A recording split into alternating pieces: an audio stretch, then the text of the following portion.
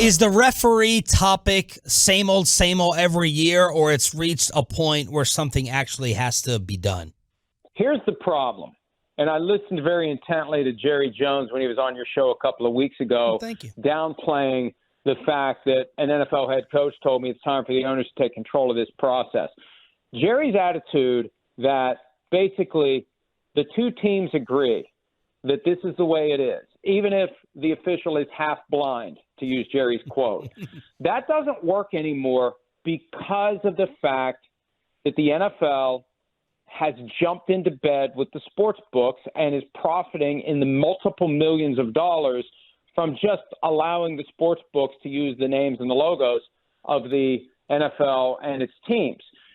It's broader now than the two teams involved. There are, and I don't want to use the word victims in, the normal sense, but there are people who are victimized by these bad calls because they have made wagers under the assumption that the officials won't be, to use Jerry's words, half blind, that they won't get calls wrong. And the NFL spent years fighting against the legalization of gambling by explaining, and there are quotes from Roger Goodell on this point, if you have legalized gambling on a widespread basis, normal incidents of the game, drop passes, bad calls, coaching decisions, et cetera, you're going to have people who think the fix is in when you have legalized gambling. And I hear that more than ever now from fans. I don't believe that it happens. I don't think the NFL, frankly, is competent enough to pull it off. Now, one of these days, we're going to find out there was a Tim Donaghy floating around somewhere. Maybe we will. But the idea that people believe there is some sort of corruption, that's problematic for the NFL, and the NFL has seen that coming for years. But they've decided, screw it, when in Rome, we're going to go ahead and grab the money because we can't stop this flow of legalized gambling. Talking with Mike Florio from Pro Football Talk. Mike, did Aaron Rodgers play the Jets at all, do you think? Or do you think they were eyes wide open and kind of went along with this narrative that, oh, yeah, it's a reality. He could be back any day now? They did the deal with the devil back in March, and they knew that it was going to lead into places where it was going to look like Aaron Rodgers runs the show. He does what he wants. They let him do what he wants. They signed several of his friends. Nathaniel Hackett was pre-hired to be the offensive coordinator. He's got the most job security of any coach in any sport in the universe. He's not going anywhere. He's not going to be scrutinized because Aaron Rodgers is coming back. The only question I have is whether or not Aaron Rodgers is up to something by way of a possible upgrade from Robert Saleh to a Mike Tomlin, because it feels like Tomlin's time in Pittsburgh is moving toward an end. There's been nothing concrete or tangible in that regard, and I don't think the Steelers would fire him, but he's got 1 year left on his contract, and I wouldn't be surprised if somebody, if not multiple somebodies, Commanders, Panthers, Chargers, Bears, this guy can coach and he can change your culture, and there are plenty of teams out there that need it, and I think there's going to be at least one call made. I don't know that, but common sense tells me there's going to be at least one call made to the Steelers just to see if there's an opening there to pull off the kind of deal that doesn't happen often enough in the NFL, where you can try to essentially trade for another team's head coach. Mike Florio, ProFootballTalk.com on the Boomer Jacks Bar and Grill Hotline, and we covered that story from your colleague Peter King yesterday. Are you going to blast the Steelers for this possibility? Like, what sense does this make? Why would, to me, Tomlin's Hall of Fame stock went up with the crap he's dealt with after Roethlisberger than maybe some of the disappointment of those Big Ben teams not going far enough or getting through New England. Why would they get rid of him? Well, I don't think they would want to get rid of him. I think that they revel in this idea that they've had three coaches since 1969. Hell, there have been more popes since 1969 than Steelers coaches. I think that we might be getting to the point where Tomlin has decided he's had enough. Ed Bouchette, who covered the Steelers for decades with the Pittsburgh Post-Gazette and then finished his career with The Athletic, he was on radio in Pittsburgh a couple of weeks ago. He said that Art Rooney II, the owner of the team, ordered Tomlin to fire Matt Canada, the offensive coordinator. And most fans would say good, right. But from Tomlin's perspective, you're 1 year away from becoming a coaching free agent. And we never see it happen where a coach's contract expires and he says to the world, I'm going to go wherever I want to go. The closest we come with Sean Payton, who left the Saints, waited a year, and basically went wherever he wanted to go. But I'm talking about completely unfettered, unrestricted free agent coach. That never happens. Tomlin's a year away from that.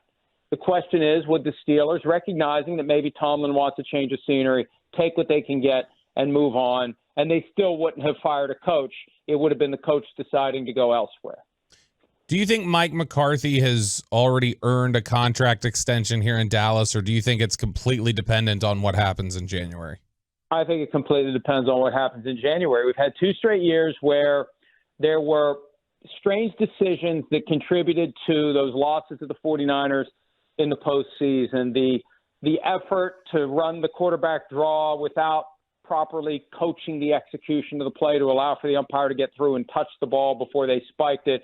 And then last year, whatever was going to happen when Zeke, in his last snap with the team, played center and Kevontae Turpin got blown up before they could even start, whatever this was going to be, those are both on McCarthy. And now the play calling's on him. Everything's on him. If and when there's a failure in the playoffs that traces directly back to McCarthy, that's when it could all fall apart. And I'm going to tell you guys something that is not a report, okay? It's just something to keep an eye on. And I know that there are folks in New England who have an eye on this possibility. And most people I talk to about it say there's no way in hell it would ever happen. But if we're looking at the future of Bill Belichick and we're looking at the non-playoff teams, we're looking in the wrong place. There's a belief in New England that one of the teams that loses in the playoffs is potentially going to say, you know what, we got everything we need. We just need a better coach. And there's a better coach available. Let's call the Patriots and let's get Bill Belichick, who seems to be on the way out. And maybe will have been fired by then. I don't know how this is going to end in New England. It feels like they want to have their cake and eat it too. They want to get rid of him, but they want to get someone to trade for him. And I don't think that's going to be sustainable because Belichick won't go along with it. Anyway, my point is this. I just think we need to keep an eye on what might happen if the Cowboys flame out, if it's pinned back to McCarthy and Belichick is available. As crazy as it sounds, it's not impossible that Belichick would be on Jerry's radar screen if the playoff loss is clearly pinnable to McCarthy. But why do you think that could ever work here with Belichick personnel issues, Jerry control issues? I mean, why could that be a marriage? Well, when you look back to some of the quotes from Belichick before the Patriots and the Cowboys played this year, very effusive about Steven and Jerry and what they've done with that team. And I think Bill Belichick's sufficiently self-aware of his limitations when it comes to putting a team together. And look, he coached Lawrence Taylor. What team has the closest thing to Lawrence Taylor in today's NFL? The Cowboys. What team has the pieces in place that would allow a great head coach to come in and try to take it to where it hasn't been in a very long time? It's Belichick. And for the second time, he would be going to a place where Bill Parcells failed to get to the top of the mountain. In New England, Parcells went to a Super Bowl, didn't win it. Belichick won 6. In Dallas, Parcells never got to the NFC Championship game. Belichick could come in and do that. I don't think he wants to go somewhere, and nobody knows what he wants because he's never going to say it. All he does is speak in, grunts and snorts. But is he going to want to go to a team that's going to take 3-4 years to rebuild? Or would he be attracted to a place where he could go in and win right away, just like Tom Brady did when he left? He went to the place, he handpicked the place where he went to go win right away, and it worked. I just think that if we're looking at the non-playoff teams, we're looking in the wrong spot. The Belichick future is more likely to be tied to a team that has a playoff roster but doesn't believe it has a Super Bowl coach. But, Mike, even though I hear what you're saying, and you know how this team is every freaking year, it's, hype, disappointment, but we think it's all there. The Chargers are a non-playoff team, but could they break through the mold of what you're talking about with Bill?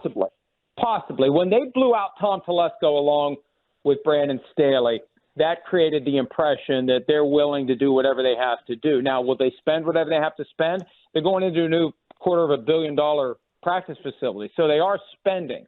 The question is, how much will they spend on a coach? And really, what does Belichick want by way of personnel power? Because Bill Belichick, the GM, is not good. Right. Bill Belichick, the coach, even during the years of greatness, the coach was making up for the shortcomings of the GM. And if he's in a spot where he's willing to say, I don't need to shop for the groceries. We already have a pantry that is stocked. I don't need to run to the store. But Mike, do you really think he's capable of that? I think that going 3-11 so far, it's got to be humbling. It's got to be. At some point, I mean, when you look at what the Patriots have been since Tom Brady left, at what point do you not take a long look in the mirror and say, how much of this is my fault? Where are my shortcomings? What can I do differently? I know how to coach this team. I just, look, and I don't know whether it's drafting. I don't know whether it's drafting and developing. They've made bad decisions in the draft. They haven't had great players. And the question is how self-aware and how willing and how much is he willing to swallow his ego in order to put himself on track to win more Super Bowls. Sometimes you have to kind of fold your ego up into a box if you're going to achieve what you're trying to achieve that will then allow your ego to come back out and just fly all over the place. Mike Florio here on The Fan. Do you have any knowledge that Bill would work with Jerry or that Jerry would consider Bill? Do you know? I have no knowledge whatsoever that would happen. I do know that as folks in and around New England are trying to figure out what's going to happen, people in the organization are at least keeping an eye on the possibility. They don't know. They don't know if Bill – I mean, they don't know what Bill wants. They don't know what Jerry wants. All they know is that they're hoping that they can get themselves – I believe they're hoping they can get themselves something in return for Bill Belichick if they decide to move on. And look, as of last week, before they lost to the Chiefs, there really was a way the dominoes fall that Belichick stays, because if you win out, you have a different vibe in New England. Maybe the fan base won't insist on change. I mean, so much of this is driven by the customers. And I think we're at the point where the customers are going to demand change. And they've got 3 games left, and I don't know what's going to happen down the stretch, but it feels like it's moving toward a divorce. And we've seen crazy things unfold when we get to the end of seasons, and the way a season ends really hovers over a team and sometimes causes a team to make some pretty drastic decisions. And I think that it's fair to ask, if the Cowboys once again lose in the wild card round or the divisional round, it's fair to ask, is Mike McCarthy taking us as far as he possibly can? And as it stands right now, whenever they have to play at San Francisco or at Philadelphia, it feels like it's going to be over. Although recent weeks have made me believe that maybe the Eagles would be vulnerable if the Cowboys would have to go back there. San Francisco, unless they lose 3 of their key players to injury, including Trent Williams, I don't see how you beat the 49ers. I don't see how anybody beats the 49ers, frankly, in the postseason.